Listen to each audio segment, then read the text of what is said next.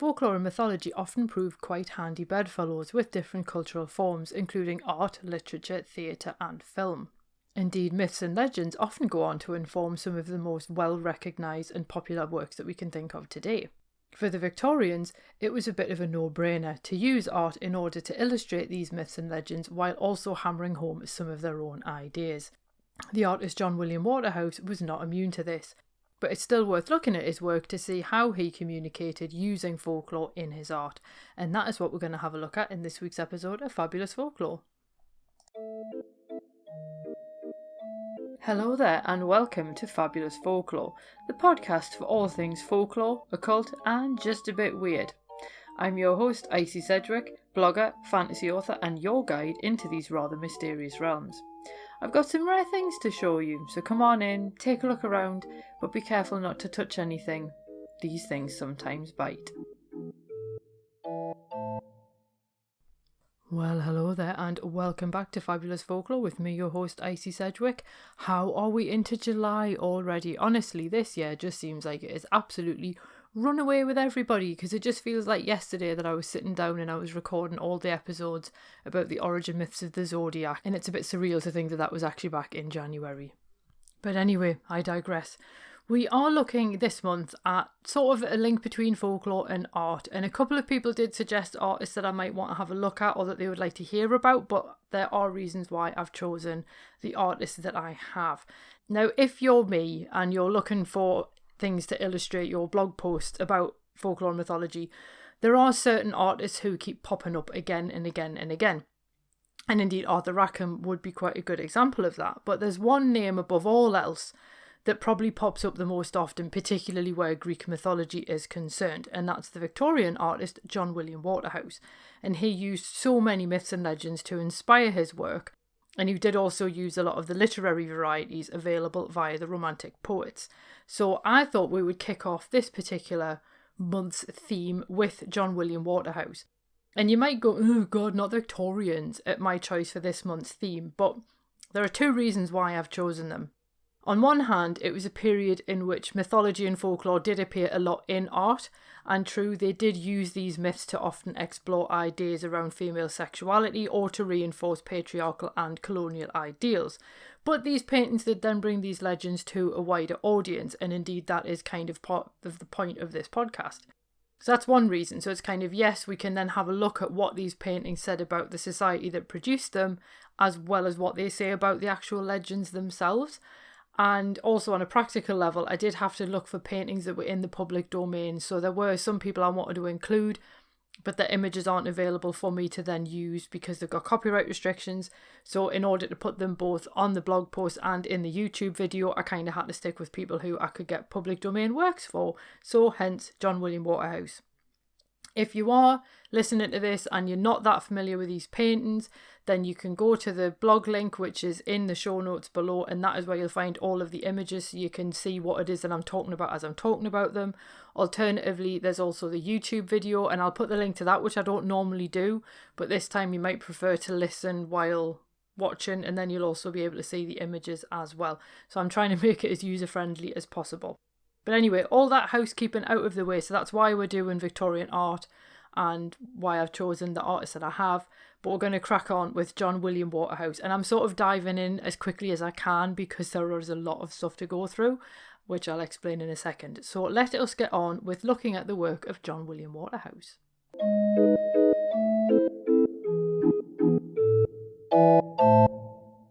So who was John William Waterhouse, I hear you ask?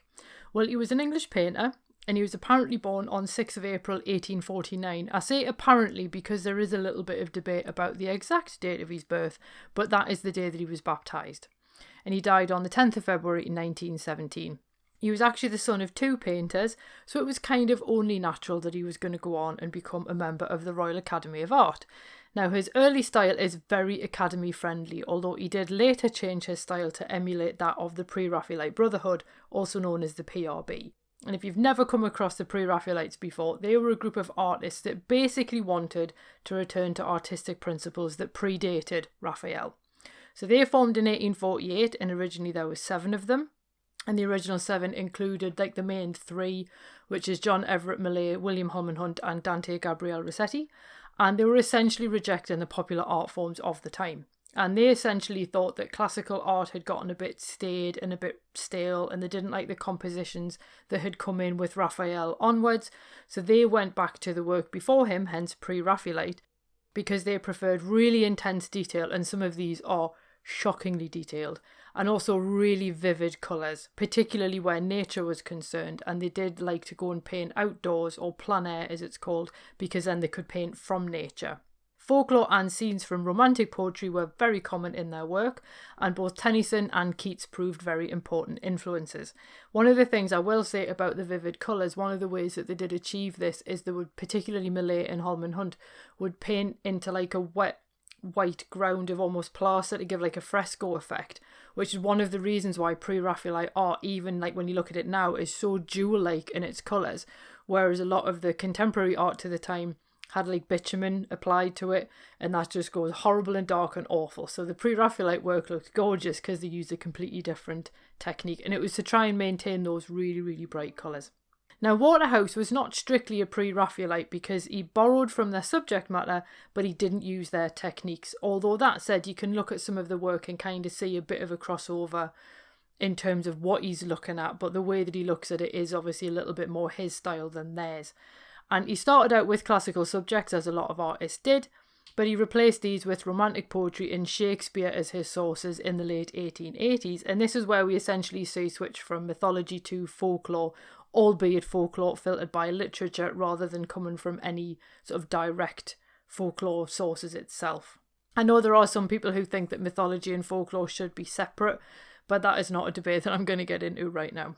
Now, Waterhouse actually created 118 paintings in total, and many of them do depict Greek and Roman mythology. There's also some biblical stuff in there, and some people think that the fascination with these types of mythology come from the fact that he was actually born in Rome. But I think it's also just the fact that they were incredibly commercially popular, and you have to remember that painters have to eat as well.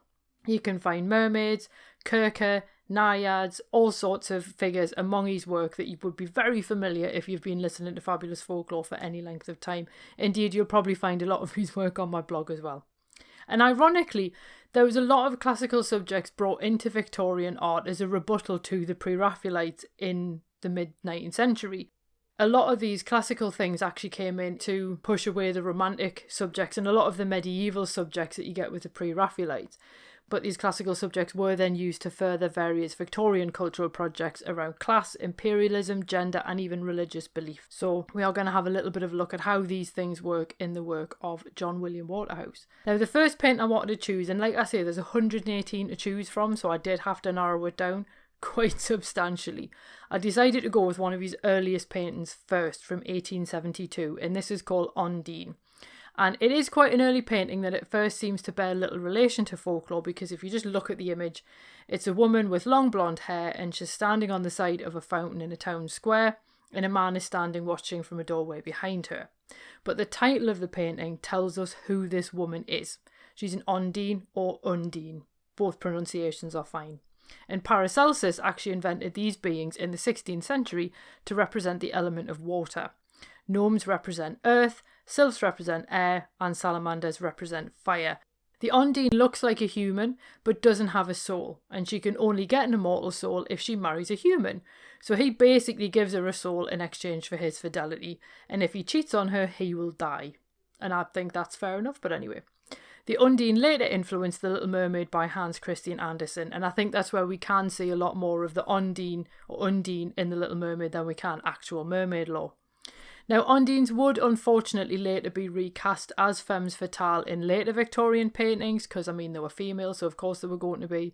But Waterhouse himself actually abandoned the somewhat chaste figure of the Ondine in favour of the predatory naiads, the water nymphs of Greek myth. So rather than just sexualising the Ondine, he just chose a completely different water being altogether. Now, women do tend to play either dangerous characters or tragic figures in Waterhouse's work, and this very much reflects the role of women as either the angel of the hearth or the fallen woman in wider Victorian art and society. So essentially you were given two options. You were either the chaste housewife who didn't go out of doors unless you had your husband's permission, and you raised his family and you never complained, and you were essentially, like I say, the angel of the hearth, or you were this dangerous temptress who would lead him away from his chaste life with his wife, and you'd be the fallen woman. And it's interesting because this Ondine is actually neither, and this makes her somewhat of an otherworldly creature in an otherwise drab human space. So where other supernatural creatures and folkloric creatures can sometimes be portrayed in this really dangerous light, she's literally just standing there representing water in this fountain. So I think Ondine's very much, it's a very decorative piece rather than perhaps a one that passes any kind of commentary, but it is quite interesting to see that she's not portrayed as being a temptress, but she's also not portrayed as being entirely one to sort of do what she's told either. Now, I would actually argue in some ways that we can see a similar stab at a third type of woman in The Magic Circle from 1886, and this is probably one of his more famous pieces. And in this painting it depicts a sorceress, and she's drawing a magic circle with her wand, and she's brewing some sort of concoction in her cauldron. We don't know what it is. And this painting feels like it should be mythological due to its setting, but Waterhouse has gone very much for a mix and match approach to his set dressing, which makes it quite hard to find a time or place for the scene. Now, Francis Fowle does note Waterhouse's fascination with the exotic, which we can see here, and this is really unfortunate because it does then reduce people and places to stereotypes rather than acknowledging them as people or places in their own right with a full range of experience to go with that. Now, if we just focus on the figure of the witch here, or sorceress, whichever you prefer, she's holding a golden sickle in her left hand, and these tools are usually ascribed to druids who allegedly used them to harvest mistletoe. And I say allegedly because remember, the druids didn't write things down. So anything we do have about the druids has come from what people have written about them, and you then have to apply a little bit of critical thinking and go, did they really do that, or is this PR? Anyway, Francis Fowle also links the sickle with both the moon and the goddess Hecate due to its crescent shape. So again, he's starting to embed these symbols in there that Victorians would recognise, particularly those with any kind of leanings towards the occult, to basically say this woman is a sorceress. She's also powerful as well. Now, crows surround the circle, yet don't cross its boundary, and in folklore, crows often represent death through their role as carrion birds, obviously because they're quite a regular sight at battlefields, which is a bit unfortunate because crows are quite cool otherwise. A toad or frog also sits outside the circle, which does reference witch trial reports in which such animals were considered to be witch familiars, but do notice that these animals are outside the protective circle, so they're there more or less as supporting features rather than figures that are helping her do anything. It does, however, feel a bit like a witchcraft by numbers painting because he's sort of added recognisable tropes like, oh yes, I've got the toad, woohoo, I've got the crows, I've got the sickle, I've got the magic wand, I've got the cauldron, and it's kind of like he's almost checking them off a list, which is a bit of a shame. But it's quite an interesting painting nonetheless because it doesn't depict a specific sorceress or myth, and instead it just simply captures a moment of magic. And the female enchantress is quite common in Waterhouse's work, yet here it's just not particularly dangerous, and she's not a tragic figure either because you don't actually know what she's doing. She could be casting a protective spell over the local area for all we know. She could be brewing up some kind of potion to help someone. Equally, she could be doing destructive work. We just don't know. And that's one of the things I like about this painting, that it's really ambiguous and it focuses more on just the fact that magic is being done rather than whether it's for good or ill. And she's also really focused on her work without gazing out at the viewer or indeed inviting our gaze either. Like, she's got this genuine sense of I'm not bothered about her, and that really appeals to me. I also think that one of my other favourite parts about the painting is that it really avoids that witch equals ugly woman trope, because she's not portrayed as an ugly woman, but nor is she portrayed in a sexualised fashion. She's actually just a woman getting on with the job at hand, so I'd quite like the almost workmanlike sense to this painting as well. Now, this does take us from almost one extreme to the other, because the next painting I wanted to cover is the Lady of Shalott from 1888, and I have talked about the Lady of Shalott before back in the episode about weaving, And it is perhaps one of Waterhouse's most famous paintings, and it is perhaps one of my favourite paintings as well. And the Lady of Shalott is actually a really popular topic which links folklore and art, even though most artists draw from Tennyson's poem rather than the original Arthurian legends. Now, in the poem from 1832, the Lady of Shalott lives in a tower on an island in a river. And she's cursed, so she can't look outside at the real world, although the nature of the curse is never really made explicit. So instead, she can only view the world through its reflection, and she sits weaving all day, recreating the scenes that she sees in her mirror. And there is a little bit more about that in the episode on weaving. One day, the lady spots Sir Lancelot in the mirror, and she looks out of the window to see him properly. The mirror breaks, and she ultimately realises what she's done, and the curse comes over her at last. So she heads off down to the river and sets off towards Camelot in her boat, but she does die before she gets there. So this painting captures the point where she sets off in the boat, so she's just letting go of the chain with one hand. And here the 3 candles represent her flickering life with only one remaining lit. And I would also argue that the wintry reeds in the foreground also reflect the lady's waning life, because none of this scene screams like youth and vitality and spring and all that kind of thing. It feels quite autumnal in a lot of ways. And this version of the lady very much symbolises the woman as tragic figure. We've no idea what she did to end up cursed, but she's essentially being punished for having desires. And note, it's only when she sees Lancelot that she chooses reality over reflections, because the act of looking here becomes a rebellion against what she's allowed to do by the rules under which she's living. So notice also the fact that Waterhouse has given his lady red hair. Now in art, particularly in Victorian art, this often represents a fallen woman or some sort of scandal.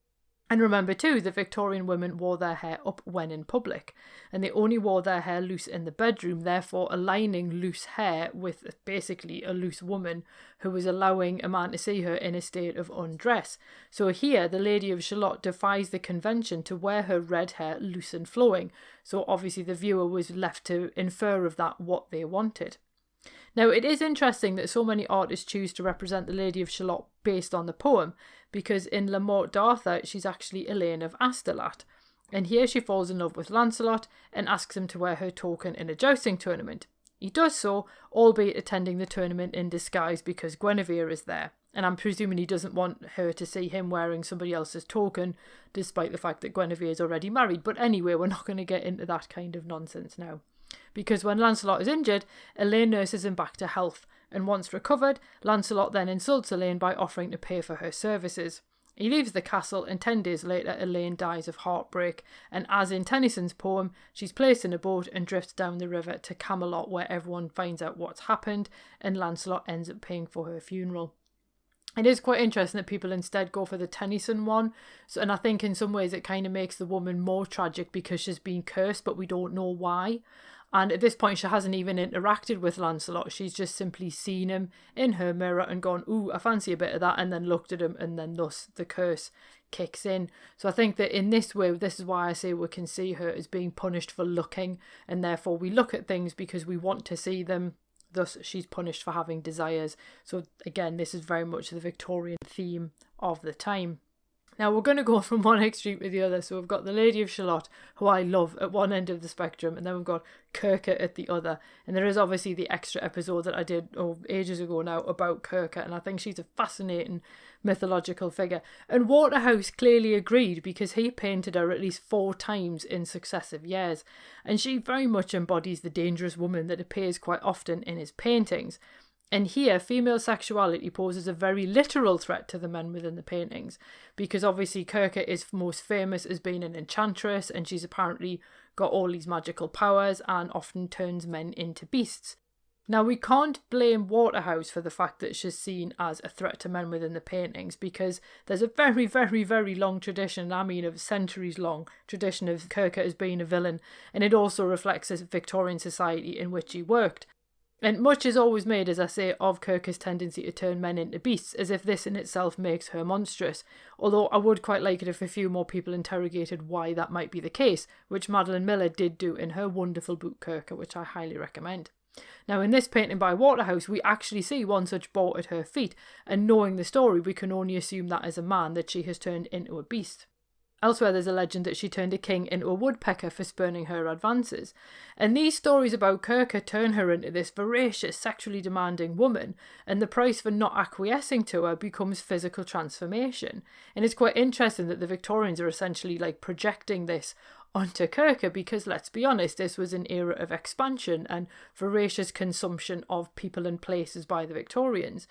And I'm not even going to start on the gender issue. So we do have to wonder, considering the fact that we can see Odysseus reflected in the mirror behind Circe, is her sexuality simply reflecting what is going on around her? Possibly not, because obviously there is the fact that this tradition of her as a villain goes way, way, way beyond the Victorians, but clearly they really saw her as like the enchantress par excellence. Now, few people obviously would discuss Circe without also talking about Odysseus, because as I say, he is in this particular painting, but we should also consider the rest of the Odyssey as well, which leads us to Waterhouse's painting of the Sirens. Now, I think everybody who's listened to the podcast pretty much from the beginning knows that I will have a tendency to get on my soapbox about the Sirens because they are not mermaids, they were human-headed birds, and there's a whole episode about them from July 2019 if you're not sure what I'm talking about, but I love the Sirens, and Waterhouse absolutely actually painted them as they appear in Greek art. I've actually seen some Greek vases at an exhibition about Troy, and lo and behold, there's Odysseus on the ship, tied to the mast, and the Sirens around him, and they are all human-headed birds. So there we go. It's indeed laudable, I would argue, that Waterhouse has actually returned to this ancient Greek depiction of Sirens, rather than the mermaid confection that we see elsewhere. And Carol J. Silver actually echoed oft-asked questions about Waterhouse's place in the artistic canon when she was reviewing an exhibition of his work, because on one hand she said he could be an important artist in his own right, but on the other hand he could be seen as a talented and commercially successful painter who basically was just imitating other artists. Now, I would argue here we actually see a glimmer of that originality because he's chosen original source material rather than what was going on in popular imagination. And this particular painting caused an outcry in 1891. Now, the National Gallery of Victoria bought the painting, but critics couldn't understand why he'd painted the Sirens as winged predators and not glorious maidens basking on rocks. So it just goes to show how pervasive this image of Sirens as mermaid-like creatures was even in the 19th century. Now, he did go on to paint a siren in such a fashion. But in this particular painting, I think it's quite interesting because I wouldn't argue that the Sirens are necessarily seen as dangerous because yes, they do encircle Odysseus and yes, they are threatening to him and his crew. However, they don't actually, I don't think, look predatory.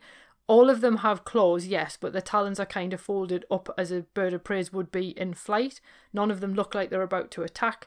And they actually look either more curious about or baffled by this strange human who's ventured so close to their island. And we do have to remember that it's Odysseus' actions that actually doom the Sirens to death, because they can't survive once a human has heard their song and lived. So he basically kills them purely because he wanted to hear their song. So again, you do have to wonder what this is about the Victorian consciousness and which parts of the different myths they found interesting. Now, we are going to go on to our penultimate painting, and in this one we really can't rationalise or find a nice explanation for the particular character, and this is La Belle Dame sans Merci from 1893, and that is my attempt at speaking French. And this particular painting is based on the John Keats poem of the same name from 1819, and La Belle Dame sans Merci basically just translates as the beautiful lady without mercy, sometimes translated as the beautiful lady without pity as well. Now, the beautiful lady in the title is a fairy, and she's very often portrayed as a femme fatale, and with good reason. She essentially meets a knight in the woods who narrates the poem. And he tells of her seductive gaze and how she enchants him with a spell, and it appears that she sings, and this is what weaves the spell around him. So while he's sleeping in her bower, because there is an implication that he's had a bit of fun with her, he sees a vision of pale kings, princes and warriors, and this whole host of quite deathly looking characters all warn him that he's in the thrall of La Belle Dame sans Merci. And he wakes up and finds himself alone. We have to wonder if he too has died, because the sedge has withered at the bank of the lake and he can't hear birdsong anymore.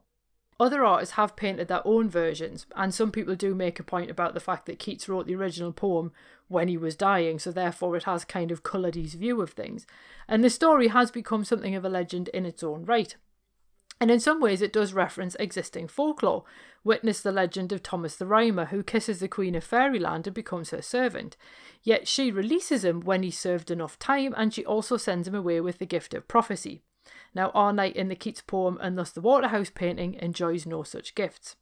And the fairy woman also references the devastating female sexuality of Lamia, another Keats poem, and again this is another figure who essentially enchants a man and tries to persuade him into marriage. And indeed much poetry scholarship will explore these kind of themes, and it's easy to see why when we look at the Waterhouse painting. The La Belle Dame's behaviour is incredibly forward and would have been more scandalous for Victorian audiences, because the knight doesn't seem overly keen and yet she's pulling him close, and again note that flowing hair.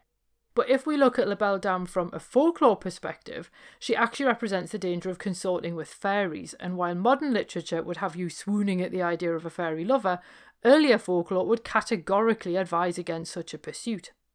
The poem does predate the vogue for vampires, although only just, because Dr. Polidori's The Vampire was published in the same year, 1819, but there is something vampiric about La Belle Dame as well, and it's almost as if she feeds on the knight's life force, giving willingly as his love, and gives nothing but an illusion in return. So we're going to basically finish off with perhaps the ultimate woman to depict in art if you have a misogynistic worldview and want to go, look how awful women are, and actually that's Pandora. And she's made both dangerous and tragic through her curiosity, and like the Lady of Shalott, her desire to look proves to be her undoing. Yet unlike the lady, it also proves to be the undoing for all humanity. And Waterhouse painted his version of Pandora in 1896. Now the most famous version of the Pandora myth comes from a poem by Hesiod, and Zeus is furious after Prometheus steals and then gives fire to humans. He decides to give humanity a punishment in the form of a beautiful woman. And at this point, a lot of myths around this period also agree that the humans in the Golden Age were all men, so the arrival of a woman becomes their punishment, so clearly misogyny ran deep even then. According to Hesiod, Hephaestus, the blacksmith god, who we met in an earlier episode, creates Pandora, and all the other Olympians give her skills and abilities. And Hermes names her Pandora, which means all gift, to reflect the gifts that she's received from the gods. Now Prometheus has warned his brother Epimetheus to reject any gifts from Zeus because he's already figured that there's going to be some kind of reprisals, but Pandora is so alluring that Epimetheus accepts her and the jar that she brings with her, because a mistranslation sees the jar turned into a box in the 16th century by Erasmus, which does explain why Waterhouse has depicted a box rather than a jar. Now in Hesiod's poem, Pandora unleashes the contents of the jar, thus giving us misery and all the horrible things in the world, and the only thing that remains in the jar is hope. And we're not quite sure why that is the case, but this is the way Hesiod saw it. Now there is some disagreement as to the veracity of the myth due to the existence of a pre-Hesiodic goddess named Pandora, and in this case her name actually means all giving rather than all gift. And as William E. Phipps notes, and I quote, "Classic scholars suggest that Hesiod reversed the meaning of the name of an earth goddess called Pandora, all-giving, or Anesidora, one who sends up gifts," end quote. So here this earth goddess who brings life is recast as a woman who brings only death. And Phipps also notes Hesiod's general hatred of women, which clearly colours his myth of Pandora, to the extent Hesiod actually refers to like all women as just being deceivers. So I'm not really sure that he was necessarily the best person to turn that particular story into a poem. But there we go, that's what we've got. Now, what I think is quite interesting about the Waterhouse version is that this Pandora doesn't actually appear to know what's in the box, because when you look at the way that he's painted her, she's slowly lifting the lid and peering inside like she doesn't already know what's in it. So if she was the walking booby trap made by the gods that Hesiod would propose, then surely she would know what was in the jar and she would know to unleash everything that was in it, because that was the whole purpose of her existence. Whereas in this version, she's having a look as if she doesn't already know what's in it, which instead favours the curious woman interpretation. Now, this clearly still places a responsibility for the world's evils on Pandora, but I would argue it removes any malice on her part, because she's got a desire to see, like the Lady of Shalott, and she's punished for that, but she seems almost naive and a little bit guileless in the way that Waterhouse has painted her, so she doesn't look like this dangerous temptress like Hesiod would recognise. Instead, she just looks like this person who's essentially overreached themselves and looks at something that they shouldn't have looked at. Now we can see from these general artworks, and as I say, I could only really pick a few, and considering as I'm recording this, I can already see that we're hitting the half-hour mark, so clearly we've gone over a little bit the 15 minutes of folklore that you normally get, but there we go. I hope you've enjoyed it anyway. But we can see from these works that folklore and mythology do provide plenty of inspiration for artists. Now the painters do overlook or emphasise different elements of the story so that they can then comment on the society around them. So in the case of John William Waterhouse, his female characters are by turns childlike damsels and dangerous temptresses, which in a way I would argue actually doesn't reflect well on men, because it makes them quite one-dimensional figures where they're basically easily manipulated by the women around them. So in some ways you can kind of read that and go, actually the women might not come out of this very well, but neither do the men. So I'm not quite sure what you want to make of that. But I do want people to remember that artists did need to make a living, and reflecting the social mores of the time was one way to gain acceptance and thus commissions. And just look at the hoo-ha that he had when he did his painting of the Sirens, and people didn't understand why he hadn't done beautiful mermaids. So clearly you have to sort of play to what people want to an extent if you want to make money, particularly in the Victorian era.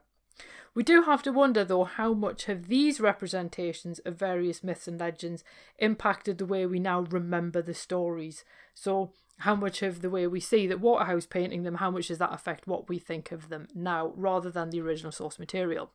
I would be fascinated to know what you think of that actually. So if you do have an answer to that question, feel free to tweet me, you can email me, you can message me on Instagram, whatever, you know the drill, all the links are below. And I would be fascinated to know what you think about how the way things are depicted in art affect how we sort of remember them, as it were. I am going to end there though, because this has become like a bumper episode. And we do have 3 other artists to look at this month. I'm going to do Evelyn de Morgan next week, mainly because she's awesome, but also because I thought it would make a nice change to have a look at a female artist rather than a male one. And I hope you will come back and join me for that one. But in the meantime, have a marvellous week ahead, and I will see you soon. Cheerio. Well, thank you for listening, and thanks for visiting Fabulous Folklore. I hope you enjoyed your stay. If you did, why not consider subscribing in your podcast app of choice? If you enjoy the show, why not leave me a review and help other listeners to find it as well? And if you'd like bonus exclusive episodes of the podcast, then why not support me on Patreon? It does help me to keep the show going, and it means that you get a little bit extra every month as well. And you can find all of the necessary links in the show notes below. So without any further ado, I will bid you adieu, and I hope that you have safe travels wherever you're going on to next.